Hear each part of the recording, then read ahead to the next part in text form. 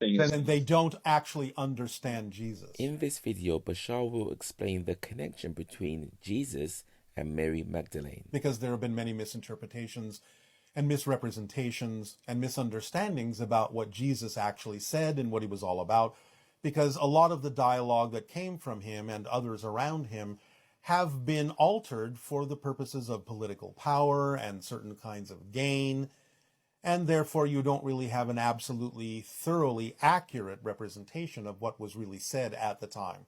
Plus, in not understanding Jesus in the full capacity of his expression, then many people who purport to understand him or purport to believe in him actually have no understanding of the fact that he was presenting both a male and a female aspect in the Mary of the Magdalene.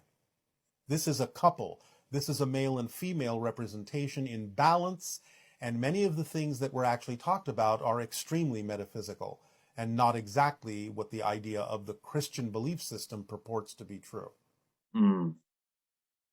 Got it. So more, this is hard for me to ask, but more, okay, so more like how you've said the Magdalena things and more of the Essenian stuff and the Rosicrucian stuff is a little more core. Even there are misinterpretations in those. It is more the pure idea of the understanding of the balance between male and female in the expression of Yeshua and Maria, or Miriam the Magdalene. So more just the simplicity of harmony between the sexes. Yes. Okay. And the idea of the understanding of both sides' connection in balance to all that is, and the expressions thereof, many of which are very familiar now to those who have listened to metaphysical concepts in your modern age. If Mary is the feminine energy, then Jesus was the masculine energy.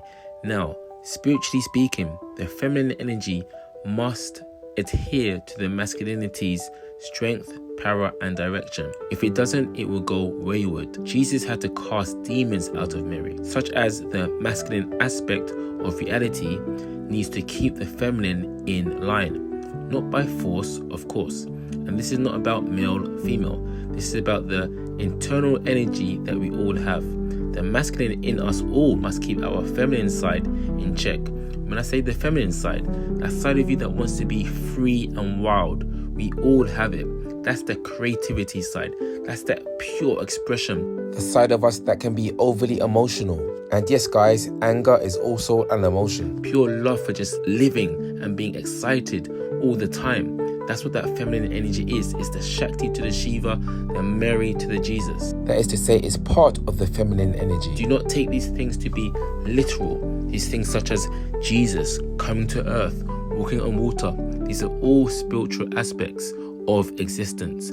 How can we prove this? How can we rationally understand this? Quite simply because, as Bashar always says, the all is the one and the one is the all. We are not really people, we are the all experience ourselves as people, using different stories to help us reconnect to the unity that will help us be born again into our higher consciousness, that Christ consciousness.